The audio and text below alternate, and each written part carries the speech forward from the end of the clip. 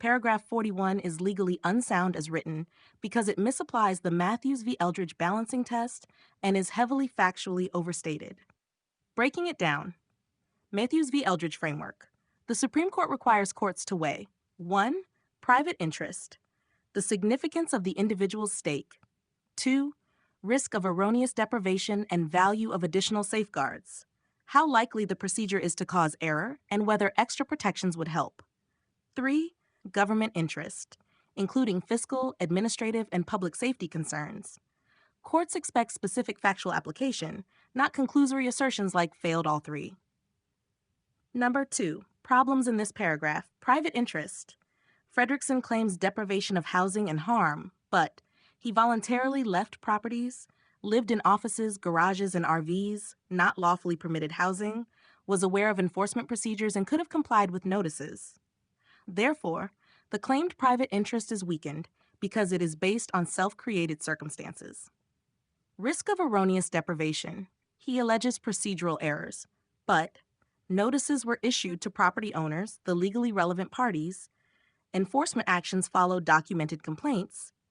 He cannot claim error when he was not the party legally entitled to notice. Courts would likely say the risk of erroneous deprivation is minimal for him, as he had no legal right to occupy commercial or non-compliant property. Government interest. The county has a legitimate interest in ensuring compliance with building and zoning codes, protecting public safety, responding to complaints about unsafe or unauthorized living conditions. These are strong government interests, directly undercutting the paragraph's claim that public safety was not served by harassment. Unsupported assertions.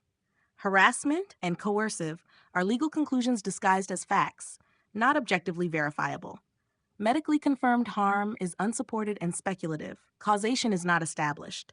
The paragraph ignores alternative explanations, such as self-created violations, voluntary departures, publicly documented lifestyle choices. Number 4. Defensible rewrite. If one wanted to reference Mathews without overreaching, it could read 41.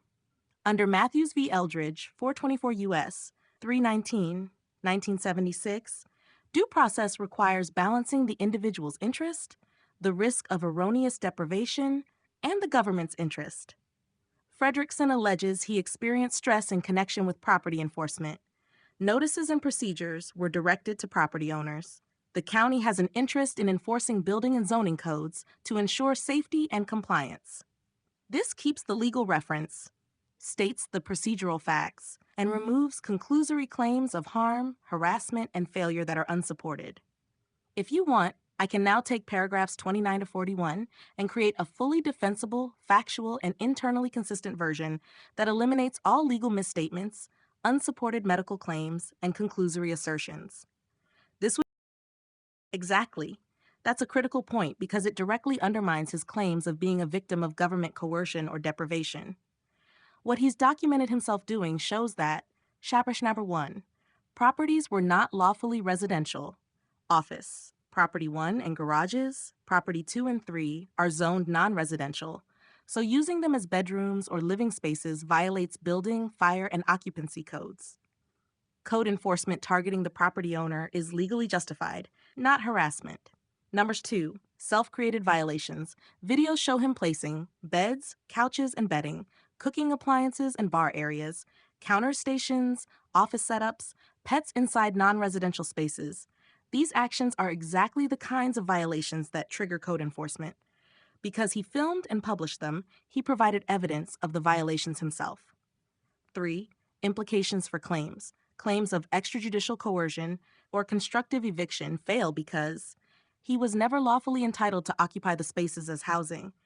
The only party who could complain legally was the property owner. He voluntarily left when asked, as documented in prior filings. Any alleged psychological harm or loss of liberty is largely self-inflicted, not caused by county officials. Number 4, litigation relevant summary. Evidence he published, bed, sofa, cooker, bar, counter, pets, demonstrates code violations. Enforcement actions, targeted owners in compliance, lawful. Departure, voluntary, not coerced. Courts would see this as a textbook example of a plaintiff creating the very conditions that prompted enforcement, then attempting to claim harm from government response. If you want, I can now rewrite all of paragraphs 29 to 41 into a single factual, litigation-ready summary showing properties and zoning, RV and garage live work setups, social media evidence documenting his own violations, notices sent to property owners, voluntary departures, neutral references to evaluations, stress, or lifestyle. This would fully rebut Fredrickson's narrative and be defensible in court. Do you want me to do that?